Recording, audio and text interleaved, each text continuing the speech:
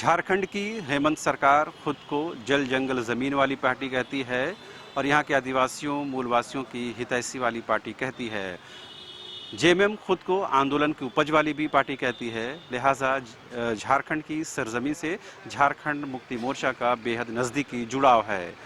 लेकिन बड़ा और अहम सवाल ये है कि जब उसी माटी में पले बढ़े नौजवान अगर बेरोजगारी का दंश उठाने को मजबूर हों तो फिर सवाल उठना लाजमी है। इन दिनों झारखंड में जो राजनीतिक परिस्थिति बनी है वो किसी से छिपा हुआ नहीं है, लेकिन इस सियासी उथल पुथल के बीच में जो बेरोजगार नौजवान हैं वो सड़कों की खाक छानने को मजबूर हैं, विवश हैं।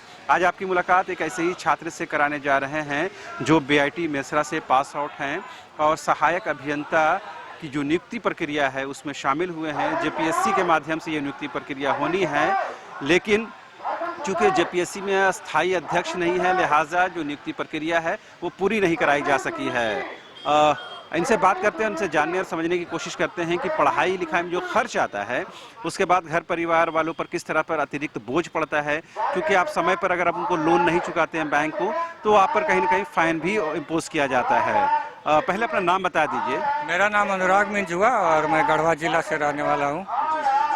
ये बताइए कि अभी जो असिस्टेंट इंजीनियर की बहाली है, आपका इंटरव्यू हो चुका आपने कहा, तो ये बताइए कि अभी आगे क्या कुछ होना है और आप लोग यहाँ पर क्यों बैठे हो? जैसे ये नियुक्ति तो 2015 में ही आई थी सबसे पहले, तो 2015 से 2019 तक तो कोई एग्ज़ाम नहीं हो पाया, बार बार रिवाइज करते रही नोटिफिकेशन जेपीएससी। फिर 2019 में जब रिवाइज हुई तब जाके जनवरी 2020 में इसका पीटी का एग्ज़ाम हुआ, फिर उसका भी रिजल्ट निकाला सितंबर में। फिर अगले साल 2021 में जनवरी में फिर इसका प्रस्तावित था ये मेंस एग्ज़ाम। तो जो उस टाइम भी जब मेंस का 21 जनवरी से एग्ज़ाम था, लेकिन जब एक दिन पहले ही उसका भी सब एग्ज़ाम देने पहुंच भी गए सब अभ्यर्थी, तो कोर्ट में कुछ केस चल रहा था, उसकी वजह से एक दिन पहले वो पोस्टपोन हो जाता है। सारे अभ्यर्थी यहाँ रांची पहुँच गए थे एग्ज़ाम देने, तो निराशा फिर उस समय भी हाथ लगी सबके। फिर उस टाइम सब सिंगल बेंच फिर डबल बेंच होते, फैसला आते आते सितंबर बीत गया। फिर सितंबर में जब फैसला आता है तब उसके बाद अक्टूबर में एग्ज़ाम होता है मेंस का। फिर अक्टूबर 2021 में मेंस का एग्ज़ाम हुआ। फिर 2022 में 5-6 महीना बाद, कितने महीना, मई में जाके रिजल्ट निकला मेंस का। फिर इंटरव्यू प्रस्तावित था 30 जून से, मतलब 30 मतलब जून का शुरुआत में इंटरव्यू चालू था। तो मतलब 5-6 जून तक इंटरव्यू हुआ। फिर उसके बाद वो भी 6 दिन का और बाकी था इंटरव्यू। 281 अभ्यर्थी सफल हुए थे ये सिविल और मैकेनिकल मिला के। तो 6 जून तक हुआ, फिर 13 जून तक प्रस्तावित था तो वो रुक गया, 6 दिन का बाकी रह गया वो कोर्ट केस के चलते ही। फिर मिंज साहब ने जो बताया है वो तो जो अभी तक की प्रक्रिया है जो तमाम लोगों को और तमाम छात्रों को जानकारी है, लेकिन हम मिंज साहब से ये बात जानना समझ रहे हैं कि बीआईटी मेसरा से पढ़ाई लिखाई करने में क्या खर्च आया और वो जो बैंक लोन परिवार वाले ने लिया मिंज साहब की पढ़ाई के लिए, वो लोन चुकाने में क्या दिक्कत आ रही है, चूँकि अब तक जो नियुक्ति है वो पूरी नहीं हुई है। जाहिर सी बात है, जब नियुक्ति पूरी नहीं होगी तो नियुक्ति पत्र भी नहीं मिलेगा और फिर जो आपका इनकम है वो भी नहीं बनेगा। लेकिन बैंक इस बात को बहुत ज़्यादा नहीं समझती है। बैंक को आपको तय समय पर आपको लोन चुकाना है। आपने कितने पढ़ाई लिखाई के लिए एजुकेशन लोन लिया? मैंने 2012 से 2016 तक मेरा बीटेक था, तो 2012 में ही मैंने लोन लिया था। ये 8 लाख के करीब अमाउंट था। तो फिर वही तो 2016 के बाद भी नौकरी तो नहीं लगी थी, लेकिन 2-3 साल तक ये रिलैक्सेशन मिला मतलब बैंक से। लेकिन उसके बाद बैंक भी जोर करने लगती है नई लोन में डिफ़ॉल्ट में डालने का, ये आ जाता है। इसीलिए वो मतलब बैंक से भी कॉल आने लगा था, तो वही परिवार वाले से ही मदद लेके फिर वो EMI अभी भरा जा रहा है। तो ये 11,000 के आसपास। एक बात समझिए कि एक छात्र, एक परिवार जो घर परिवार वाले बैंक से लोन लेते हैं और वो करीबन 8 लाख रुपए का लोन होता है, लेकिन इस उम्मीद और भरोसे के साथ कि उनकी नौकरी लगेगी तो उस EMI को आसानी के साथ भरा जा सकता है, लेकिन नौकरी नहीं मिलती है, ऊपर से लोन का बोझ बढ़ जाता है। ऐसे में करीबन 11,000 रुपये हर महीने लोन देने की दरकार है। लिहाजा कहीं न कहीं परिवार पर अतिरिक्त बोझ है और दूसरी तरफ नौकरी को लेकर निराशा है। ऐसे में क्या लग रहा है, ये लोन आप पर बोझ बन गया है, परेशानी का सबब बन गया? बोझ तो है ही, जब तक चुकता नहीं होता है ये तो बोझ ही कहेंगे। और ये नौकरी जब तक नहीं लगती है, जो नौकरी जब तक नहीं लगती है तब तक तो हम अपने स्तर से तो ये लोन चुका नहीं सकते हैं, लेकिन परिवार की मदद से ही अभी तक EMI भरते आ रहे हैं। और अभी कब ये नौकरी ख़त्म, मतलब ये नियुक्ति पूरी होगी, ये भगवान भरोसे ही है, जैसा सरकार का रवैया है। क्योंकि ये सरकार अध्यक्ष नियुक्ति के लिए 2 महीना का समय ले रही है, जो कि संवैधानिक पद है।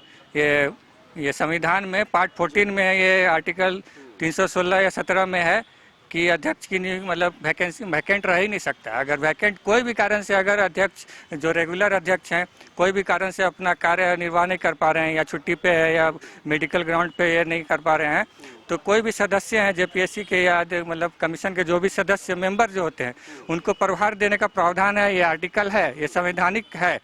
और ये प्रभार देने के लिए भी 2 महीना हो गया, अध्यक्ष पद ही नहीं है, 2 महीना तक प्रभार भी नहीं दे पा रही है सरकार। तो मतलब 2 महीना तक जेपीएससी में जाते हैं तो बिना अध्यक्ष के काम ही नहीं होता है।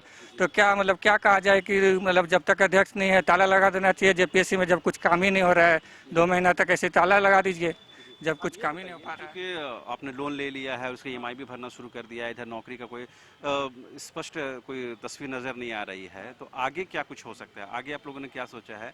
ये जो आने वाले छात्र हैं जो इतना खर्च करके पढ़ाई कर सकते हैं कि नहीं, उनका भविष्य क्या होगा? ये भविष्य तो बहुत ये उज्जवल तो नहीं लगता है, क्योंकि सरकार के भरोसे बैठने से मतलब बहुत मतलब कब होगा नियुक्ति ये कभी कोई बोल नहीं सकता है।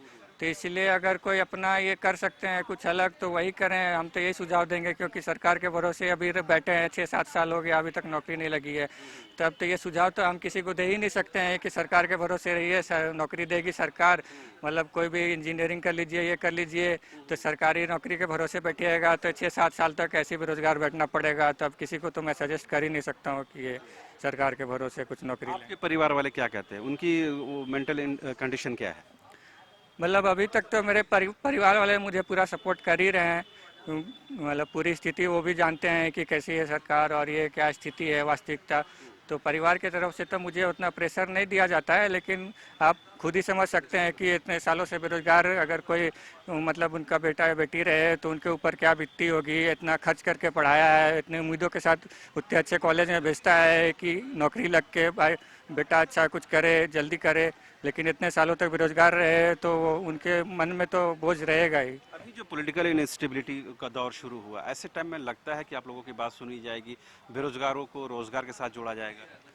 ये तो सिर्फ बहाना चल रहा है। जैसे अभी देखा जा रहा है ये ऐसी मतलब सरकार की स्थिति ऐसे होते हुए भी कैबिनेट की मतलब मीटिंग बार बार बैठक 3-4 बैठक हो गई और अभी विशेष सत्र बुलाया जा रहा है। सब काम तो हो ही रहा है, लेकिन अध्यक्ष की नियुक्ति एक कैसा रॉकेट साइंस का गुत्थी है जो ये सुलझा नहीं पा रही है। कितने मतलब शर्म की बात है ये मतलब सरकार के लिए।